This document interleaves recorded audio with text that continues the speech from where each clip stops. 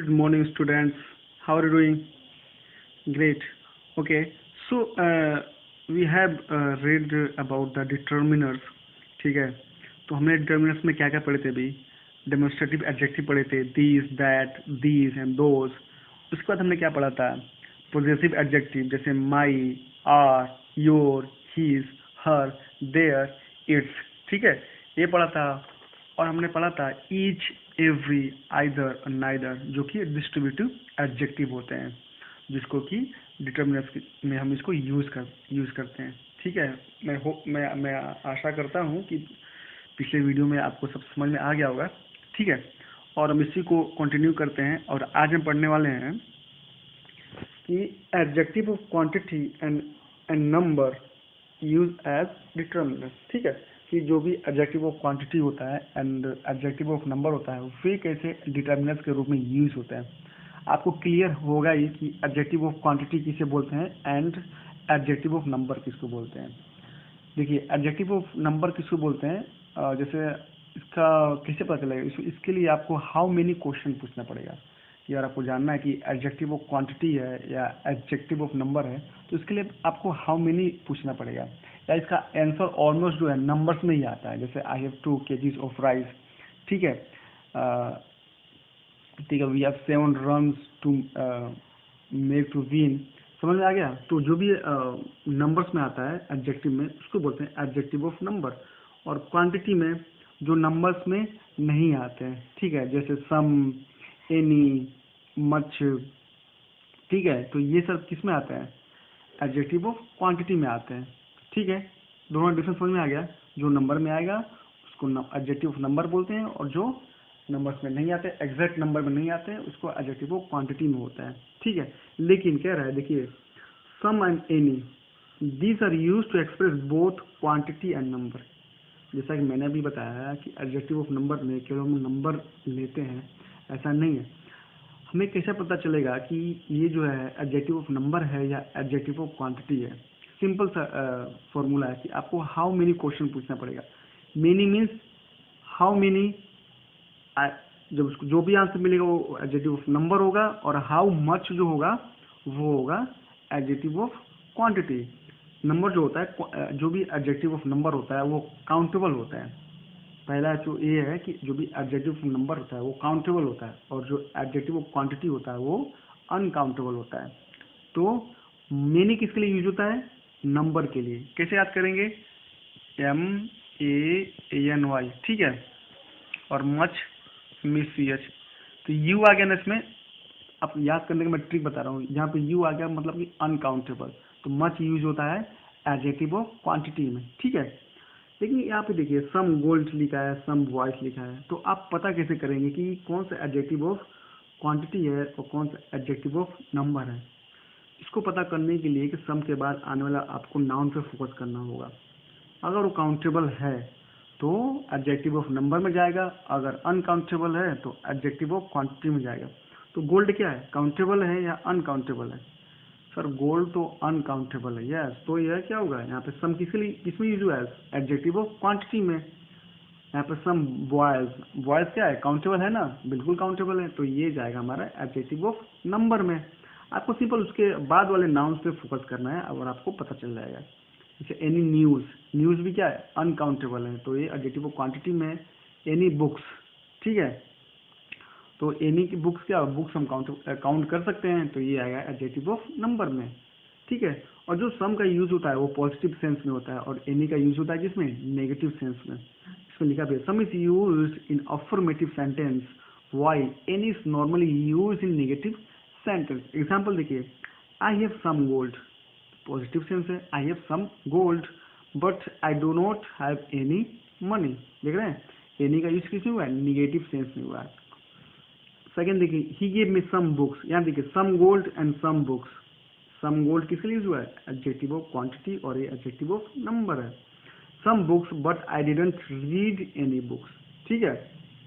Money किसके लिए होता है? जैसे मनी आपको बताया था. मनी क्या होता है? काउंटेबल होता है या अनकाउंटेबल होता है? मनी जो है अनकाउंटेबल होता है. क्लियर है ना. आपको पिछले वाला वीडियो में बताया था क्यों अनकाउंटेबल होता है. और इसमें एनी बुक क्या है? बुक तो काउंटेबल है. तो ये हमारा हो जाएगा एडजेक्टिव ऑफ नंबर. क्लियर है? हाँ सर क्लियर तो है। अब लिखा है some and why both may be use in interrogative sentence. Clear है? इंटेरोगेटिव सेंटेंस किसको बोलते हैं? जिसमें हम क्वेश्चन पुट करते हैं। It depends upon its answer, इसके आंसर पे डिपेंड करता है। ठीक है, जैसा मैंने बताया, अगर पॉजिटिव कुछ आंसर आएगा तो सम यूज करेंगे, और नेगेटिव आंसर आएगा तो हम इसके इसलिए क्या यूज करेंगे? एनी आएगा। ये आपको याद रखना है। जैसे do you need some breads, answer will be yes. Do you need any bread, answer will be no. समझ आ गया? तो आपको सेंस देकर क्वेश्चन पूछना है। सम का यूज करना है पॉजिटिव में, और एनी का यूज करना है नेगेटिव में। क्लियर है?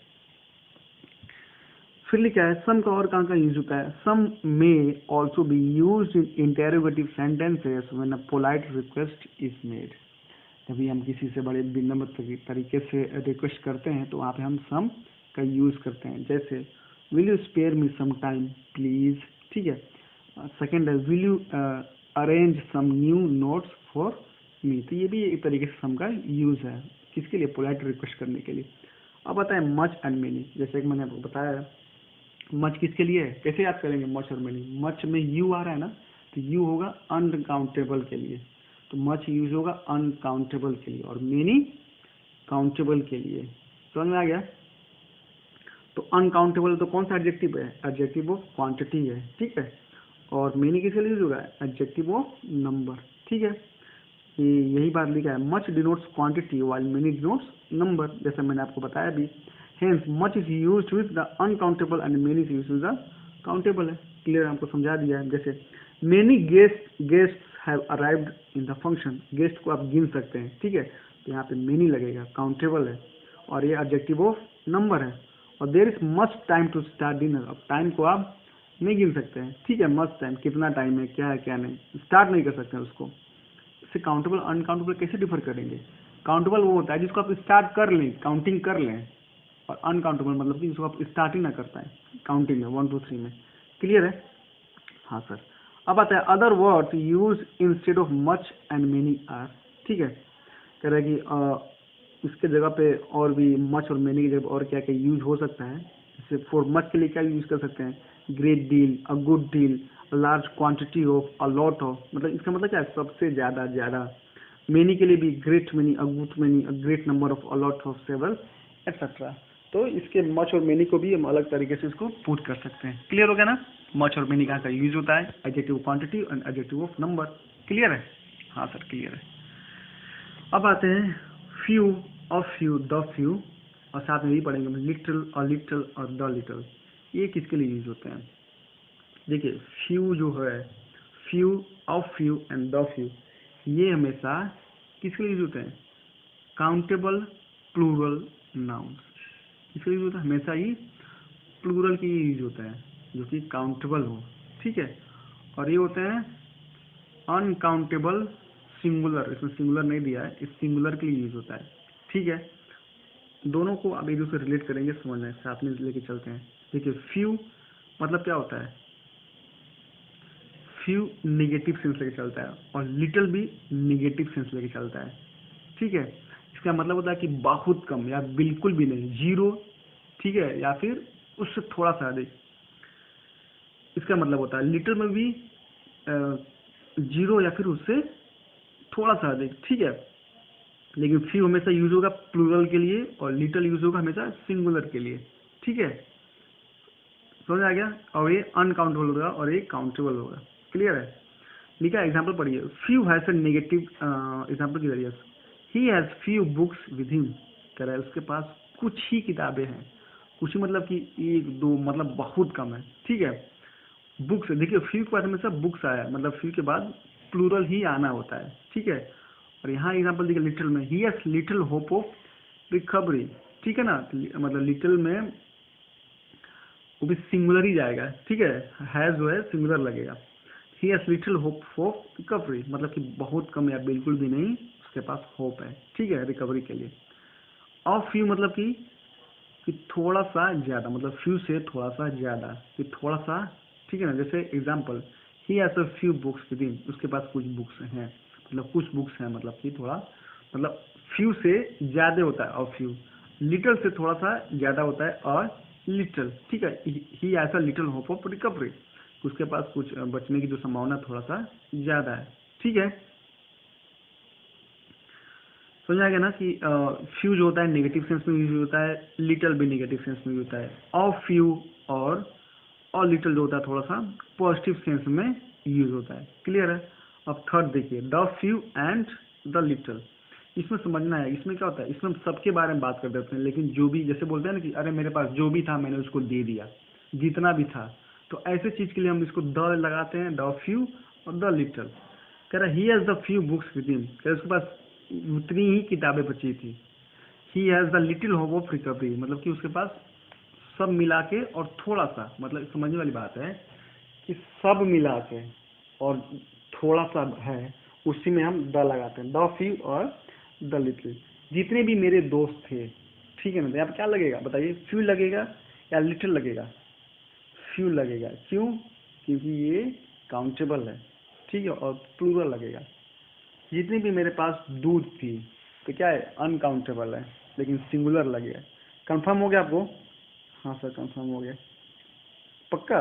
देखिए फ्यूज होता है, आपको बस याद करना कि काउंटेबल प्लूरल नाउन के साथ लगता है, और लिटिल द लिटिल लगता है अनकाउंटेबल सिंगुलर के साथ। ठीक है, क्लियर होगा? हाँ सर क्लियर होगा। अब आता है कि लेस और फ्यूअर में। तो बताइए लेस किसके लिए यूज होगा? क्वांटिटी के लिए। क्यों? क्योंकि ये अनकाउंटेबल है। जैसे मैंने अभी बताया आपको, जो भी अनकाउंटेबल होता है वो एडजेक्टिव ऑफ क्वांटिटी होता है, और जो काउंटेबल होता है वो क्या होता है, एडजेक्टिव ऑफ नंबर हो सकता है। तो फ्यू नंबर डिनोट करेगा, लेस क्वांटिटी डिनोट करेगा। ठीक है, देखिए एग्जांपल देखिए, there is less coffee, less coffee लिखा है, कॉफी क्या होता है, अनकाउंटेबल होता है। ठीक है, फ्यूअर पीपल लिखा है, पीपल क्या होता है, काउंटेबल होता है। तो इसका यूज समझ में आ गया आपको? हाँ सर समझ में आ गया। तो ठीक है, इसको देखिए, थोड़ा सा कंफ्यूजन लग रहा हुआ होगा आप लोगों को, लेकिन इस वीडियो को 2 3 4 बार और देखिए, और जो भी होमवर्क है उसको कीजिए, आपको ये चीज़ें समझ में आ जाएगा। ठीक है बेटा, चलिए ओके बाय।